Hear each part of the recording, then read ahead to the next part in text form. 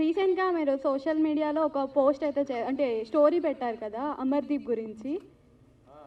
So అలా పెట్టడం అప్పుడు మీకు ఏదైనా నెగిటివ్ కామెంట్స్ కానీ బొచ్చడు మెసేజ్లు వచ్చినాయి, అవన్నీ పట్టించుకుంటారా నేను? సో ఇచ్చేసిన మెసేజ్ చేయడానికి అంటే మనకి అమర్దీప్ గారిని బయట చూసాం కదా. ఇప్పుడు లోపల ఎట్లుంటదంటే, లోపల రోలర్ కోస్టర్ బేసికల్లీ ఎలా ఉంటుందో తెలియదు మైండ్ సెట్. మన దగ్గర ఒక కొద్దిసేపు మొబైల్ ఆడ పెట్టేసి ఒక 10 మందితో ఉన్నప్పుడు ఏదైనా చిన్న పంచాయతీ అయితే లొల్లి అవుతామంతా. సో లోపల ఏంటంటే తెలియకుండానే మన కంట్రోల్లో ఉండం. అట్లా నాకు కూడా అయింది హౌస్లో, నాకనే కాదు అందరికీ అయింది. ఈడు కూడా మొత్తం అరిచిండు, ఈడైతే ఏడ్చిండు అన్నావు, నాకు గుర్తుంది మన రోబో టాస్క్ అప్పుడు. ఆడేందో అర్థం కాదు, అది కూడా ఎక్స్ప్రెషన్ ఎట్లా పెట్టిండు తెలుసా,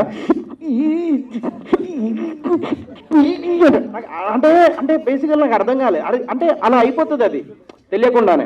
సో అమర్ది కూడా ఆ సిచ్యువేషన్ అట్లా ఉండే, ఎందుకంటే లోపల ఒక్కొక్కరు ఒక్కొక్క క్యారెక్టర్ ఉంటారు. సో అందరి క్యారెక్టర్స్ ఒకేలా ఉండాలని లేదు. ఒకడు కూల్గా ఉంటాడు, ఒకడు నాలాగా కూల్గా ఉంటాడు కోపం రాకుండా.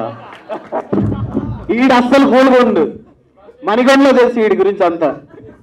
సో నాలా కొంతమంది కూల్గా ఉంటారు అట్లా. సో అందరు ఒకేలా ఉండరు, ఫీలింగ్స్ అనేటి అందరిది ఒకేలా ఉండాలని లేదు. సో ఈవెన్ నేను అదే చెప్పిన, అమర్దీప్ నాకు పర్సనల్గా తెలుసు యాక్చువల్లీ. సో అందుకే పర్సనల్గా పాపం వాడు చాలా మంచోడు, చాలా మంచోడు. ఆడు ఎప్పుడు అట్లా చేయలేదు. ఆ లోపల ఎందుకు అట్లా ఏందో తెలియదు కానీ బయట అయితే అట్లా ఎప్పుడు లేడాడు. సో అందుకే నేను సపోర్ట్ చేసిన అంతే.